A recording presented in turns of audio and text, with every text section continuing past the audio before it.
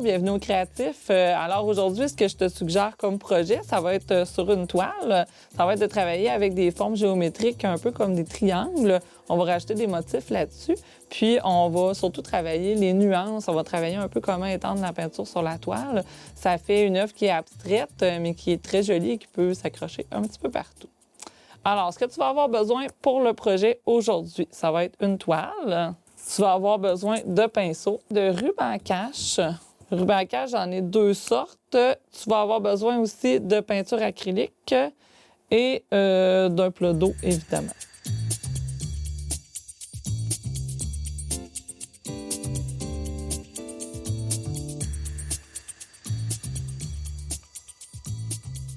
Bon, maintenant que tu as ton matériel, on va pouvoir commencer.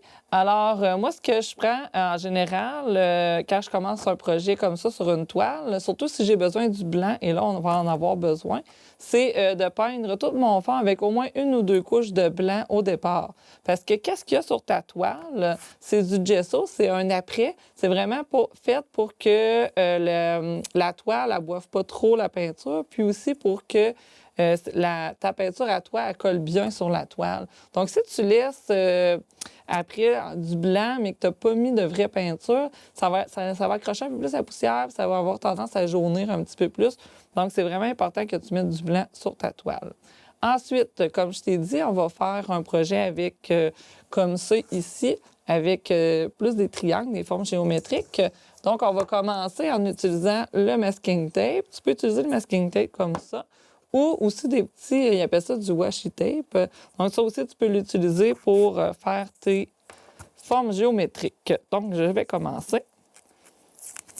Et là, c'est important vraiment là, de dépasser du cadre quand tu fais ton projet et de bien appuyer comme ça sur... Là, tu vois, là, je le passe par en dessous pour pas que le papier collant, il relève un petit peu. Donc, je fais quelques formes. Je vais toujours dépasser du cadre aussi. Et je m'assure vraiment que mes coins ici, je ne sais pas si tu les vois, là, que mon papier collant soit par-dessus l'autre papier collant. Pour être sûr que la peinture n'allait pas en dessous. Donc, moi, j'aime bien y aller un petit peu au hasard. Il y en a qui le prévoient plus. Ça, c'est à ton aise. C'est toi qui décides. Alors, tu vois, là, je prends vraiment le temps là, de bien coller, bien placer mes triangles.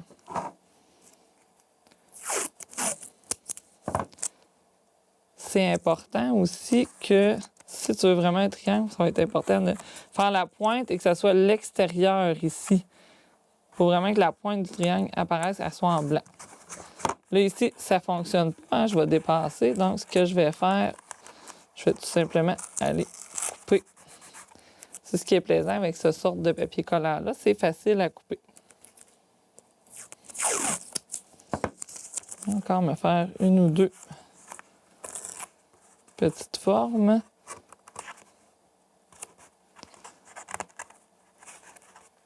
Ou je la replie comme ça. Et voilà.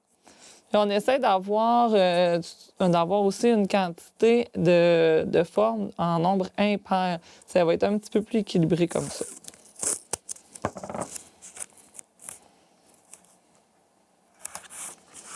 Donc voilà, j'ai des grands espaces, j'en ai des plus petits. Et ma composition elle va être plus équilibrée aussi de cette façon-là. Je m'assure d'avoir quelques triangles.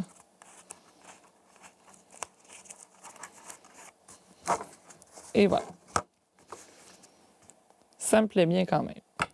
Donc, deuxième chose qu'on a à savoir quand on fait un projet comme ça, moi souvent j'aime ça m'en servir pour apprendre à travailler avec le cercle chromatique.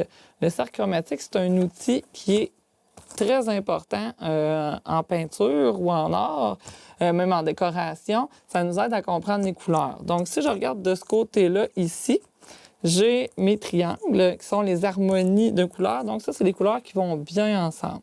Pour ce projet-là, moi, je choisis des couleurs qu'on appelle analogues. Ça veut dire que c'est des couleurs qui sont, si tu vois ici, qui sont toutes proches une de l'autre. Donc, ils vont bien se mélanger. Je vais pouvoir faire des belles nuances aussi. Donc, pour le projet, moi, j'ai choisi des violets avec des bleus et je vais jusqu'au turquoise aussi. Donc, j'ai 3-4 couleurs là, qui se ressemblent. Je les ai déjà un peu placées aussi là, sur ma palette. Souvent, je les place un peu dans le même ordre aussi.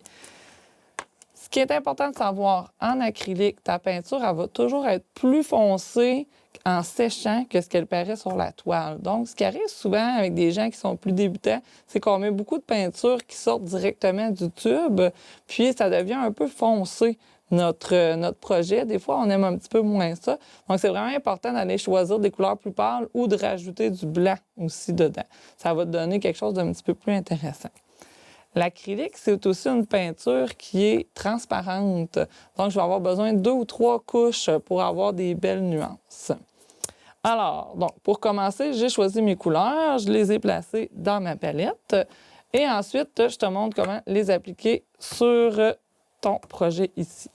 Donc, moi, je me prends souvent un pinceau qui est assez large pour travailler parce que je veux travailler des grandes surfaces, ça va mieux se mélanger aussi. Alors, on commence. Donc, je vais aller me chercher mes couleurs. Je les ai mis dans ma palette. Des fois, j'ai mis un petit peu aussi directement sur la toile. Et voilà, avec le blanc. Donc, le blanc, il est quand même très important aussi. Pour ce genre de projet, pour bien mélanger la couleur, obtenir des nuances qui sont intéressantes, aussi, je vais travailler en faisant des petits X.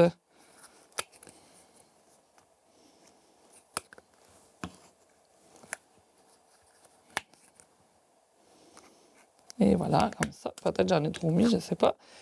Une autre chose qui est importante quand on travaille avec le ruban cache, ça va être vraiment de partir de notre peinture. On va en mettre sur notre pinceau, comme ça. Puis là, je vais en mettre sur le ruban cache et je m'en vais vers ma toile. Pourquoi je fais ça? C'est que si je fais le contraire, que je pousse, que je balaie comme ça, bien là, souvent, il va se ramasser de la peinture en dessous puis ça va dépasser. Donc, je m'assure vraiment que ça bouche un petit peu, mais ça va sécher comme ça. Ça va boucher un petit peu mon coin quand je vais repasser tantôt en mélangeant plus. Il y a moins de chances que ma peinture elle se rende en dessous. Donc là, si je veux avoir un petit effet intéressant, ça va être vraiment... C'est sûr que moi, je travaille quand même assez rapidement. Et je ne nettoie pas mon pinceau non plus parce que je veux avoir des nuances de couleurs. Je veux vraiment que les couleurs se mélangent entre eux. Là, j'ai un petit peu trop de blanc. Je vais en rajouter ici. Donc, le but dans ce projet-là, au départ, c'est de se faire des beaux fonds de couleurs avec des nuances pour pouvoir ensuite aller rajouter nos motifs. Donc, on se pratique vraiment à mélanger nos couleurs directement sur la toile. Et voilà. Et là, je vais aller me prendre un petit peu peut-être du mauve, du violet.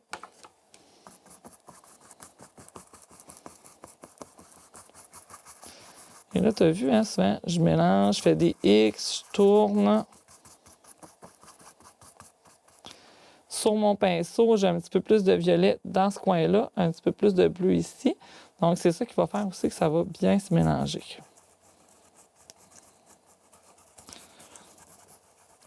Moi, je sais que tantôt, ce que je vais faire, ça va être, je vais faire mes motifs avec des couleurs blanches. Donc, je vais vouloir avoir des couleurs peut-être un petit peu plus foncées. Ici, là, il va falloir que je repasse.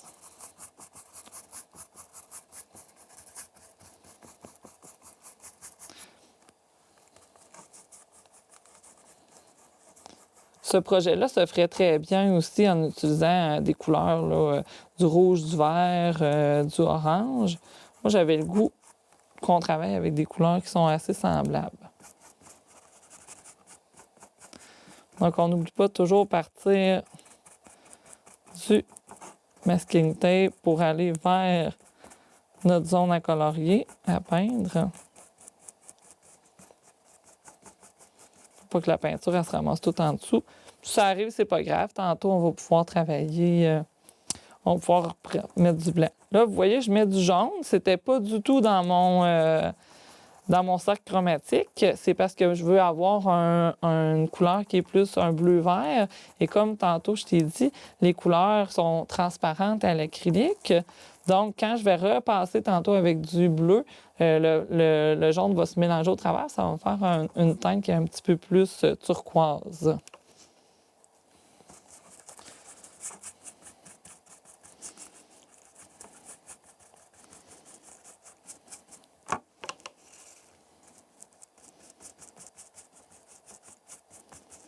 Voilà, toujours la même chose. Tu as remarqué que je ne nettoie pas mon pinceau. Je fais exprès. Je veux vraiment avoir des nuances. Donc, des nuances, c'est souvent la même couleur, mais qui est plus foncée, plus pâle. Souvent, c'est plus intéressant dans les tableaux aussi, dans les œuvres, quand il y a plusieurs nuances. On n'oublie pas de mettre quand même du pâle au travers.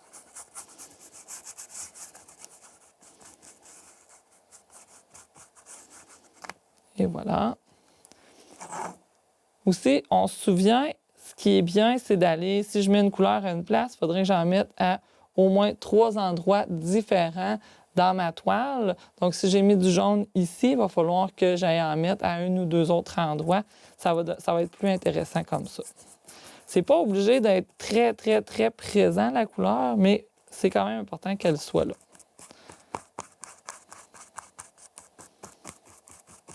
Voilà. L'acrylique, c'est quand même assez rapide à sécher, mais des fois, on n'est pas très patient. Donc, si tu veux travailler tout de suite, revenir tout de suite, tu peux utiliser le séchoir à cheveux. Ça va l'aider à sécher encore plus rapidement. Ou, comme moi, hier, c'est vrai, quand j'ai fait mon test, ma toile, elle avait bougé un petit peu, elle était rendue molle. Quand je travaillais dessus, elle rebondissait, il y avait des petites vagues.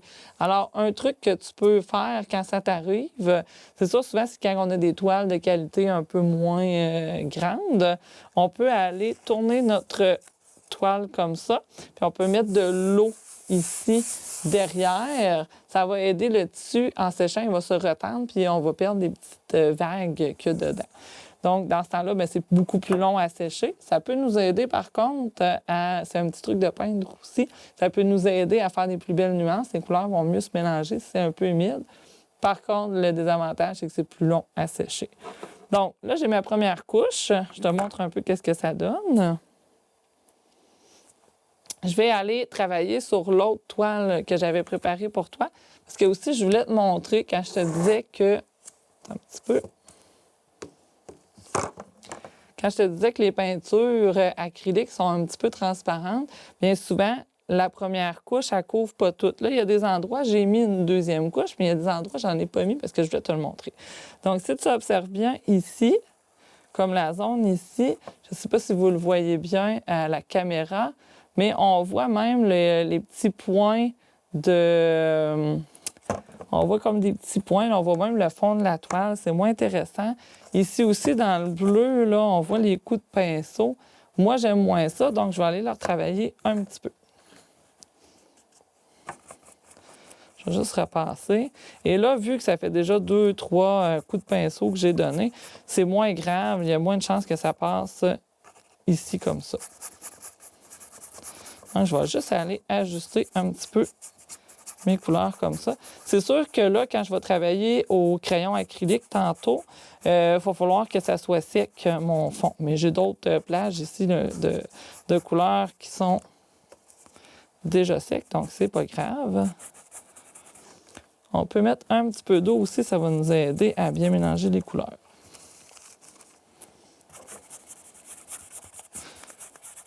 Donc là, si vous voyez, ça commence à devenir un petit peu plus intéressant. Il me resterait peut-être cette zone-là ici que j'ai fait du violet pâle. Je l'aime un petit peu moins. On va rajouter du turquoise. Et ensuite, je pourrais être prête rapidement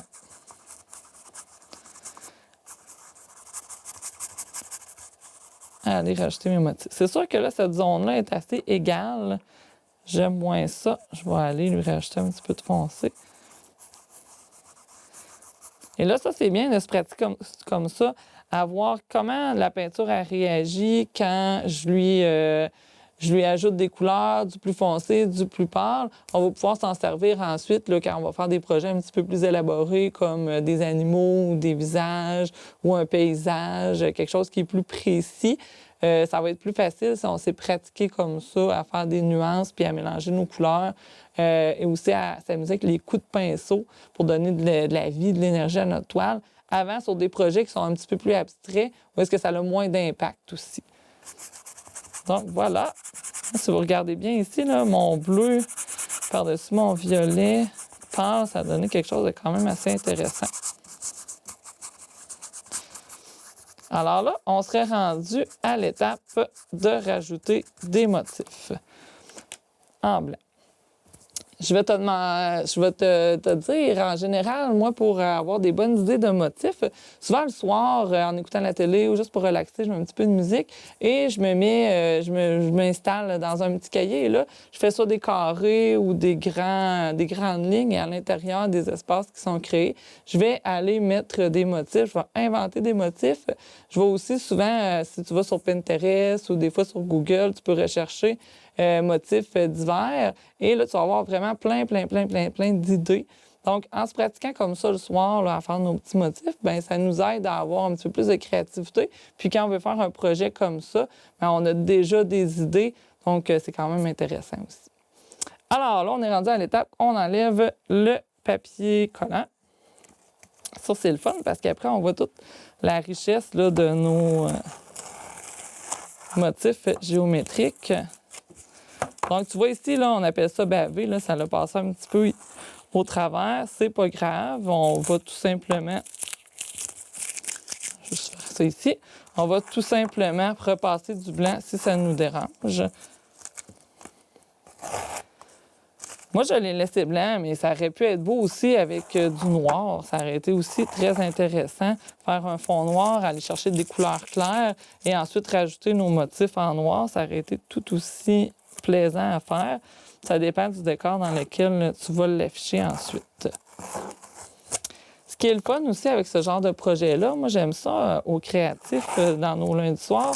On en a fait des projets comme ça, puis c'est quand les gens, des fois, on n'avait pas d'idée, mais des fois, les gens allaient remplir une petite case, allaient remplir une autre petite case, donc ça devient un projet collectif. Tu peux faire ça avec ta famille un samedi matin ou pendant une journée pédagogique à l'école aussi, avec tes petits-enfants. Donc, ça peut être plaisant à faire en gang. Alors, voilà, on va être rendu à l'étape des motifs. Donc, moi, j'utilise plusieurs sortes de crayons blancs. Comme ça ici, plusieurs sortes de crayons acryliques blancs parce qu'ils n'ont pas tous la même épaisseur de lignes. Et c'est intéressant quand on varie les lignes. Pour faire travailler notre crayon acrylique, qu'est-ce qui est important? On n'a pas le choix, il faut le secouer pour mélanger la peinture à l'intérieur. Puis ensuite, on appelle ça le charger. Ça veut dire que la petite mine qui est ici, il faut qu'on amène la peinture acrylique dedans. Et ça, il va falloir peser dessus quelques fois. Donc, habituellement, j'ai un cahier à côté de moi ou des feuilles où est-ce que je le fais. Là, je vais le faire... Je vais percer ma toile. Je vais le faire directement, peut-être, à l'endos de ma toile ici. Ça va m'aider. Donc, je ne sais pas si vous le voyez, là, la peinture, elle commence à sortir. Et là, je vais aller faire mes motifs. Et tu vois, là, je viens cacher aussi.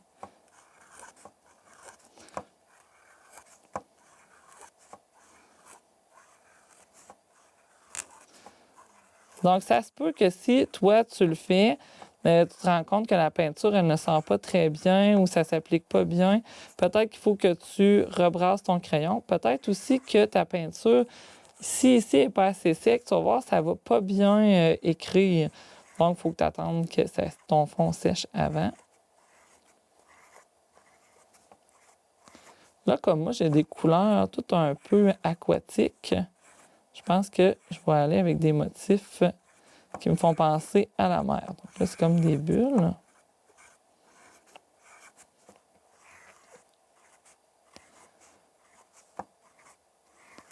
Et ça, moi, j'aime bien faire des projets comme ça avec des motifs. Je trouve que ça devient un peu, quand on remplit, On dirait qu'on rentre dans un état de méditation.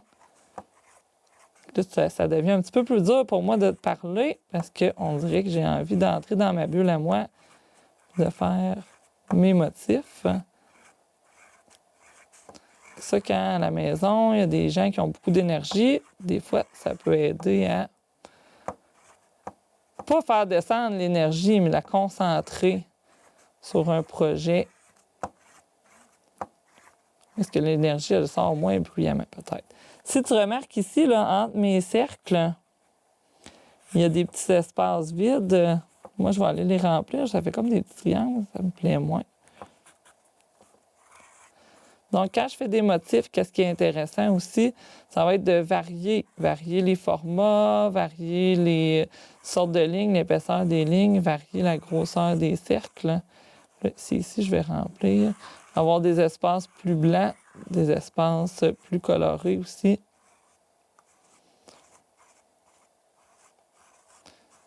C'est là que moi, des fois, ça me dérange pas, même si c'est pas parfait. Là. C'est ça qui est joli.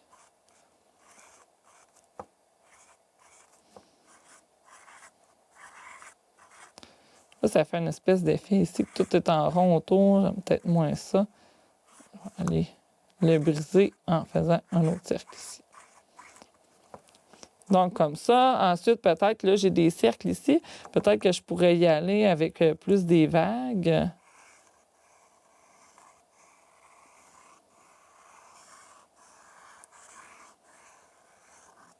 Ah, là, je ne sais pas si tu as remarqué ici, là, ça a fait quelque chose de bizarre. La peinture, tu vois, elle s'est mélangée sur mon crayon. Ça veut dire qu'elle n'était pas sec. C'est pas grave, je vais repasser tantôt.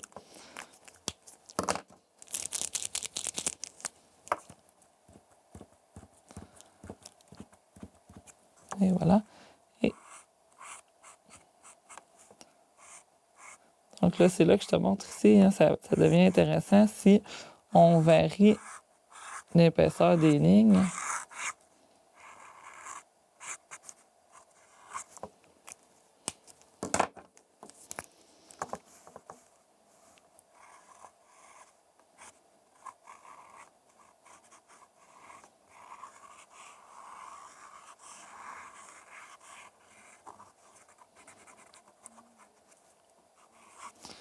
On peut utiliser des mots aussi, si tu veux, des lettres. Là, moi, vu que je garde de l'eau, ici, je vais peut-être faire juste des petits points comme ça. Je vais attendre que cette partie-là sèche parce que quand je repasse, ça ne s'étend pas bien. Donc, je vais aller ici.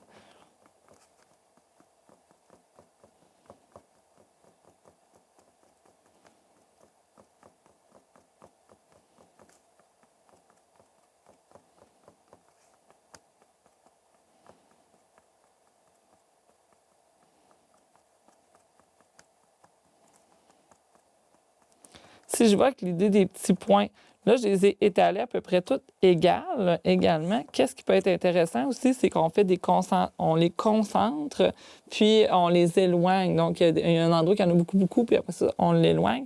Vous allez voir, ça donne un effet qui est un petit peu différent. Donc, si ici, je dis j'ai une grande concentration de points dans ce coin-là, ensuite, j'en mets moins, ça va vous donner un autre effet. Donc ça ici, c'est comme un projet exercice en même temps. Ça nous fait pratiquer plein de choses, plein de motifs, les effets que ça donne, les crayons, comment je travaille avec mon crayon, comment je travaille avec ma peinture. Mais à la fin, j'ai un projet qui est intéressant aussi. J'ai le goût d'accrocher sur mon mur. Ah, je pourrais y aller ici, ça me fait penser peut-être un peu à des écailles. Donc, je vais y aller avec un motif vraiment en écaille. Et là, moi, il ne me reste pas beaucoup de temps pour terminer. Je vais prendre peut-être des plus grands motifs, mais toi, à la maison, tu peux prendre le temps vraiment de les rajouter. Qu'est-ce qui est bien dans ce motif-là, c'est de juste rajouter des petites lignes comme ça.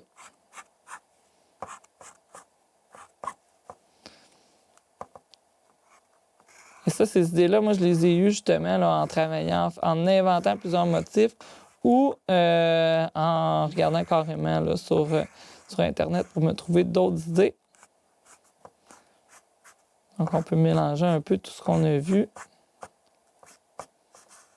Ça.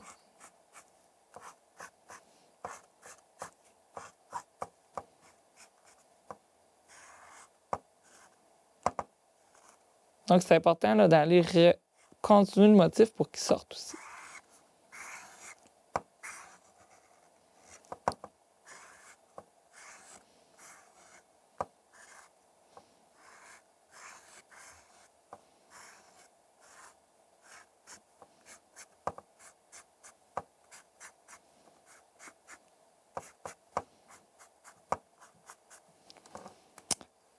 Et voilà, donc je vais le terminer pendant l'émission. Et j'aimerais ça aussi voir, toi, qu'est-ce que tu vas avoir fait comme projet. J'aimerais que tu me le montres. Je te souhaite une belle semaine.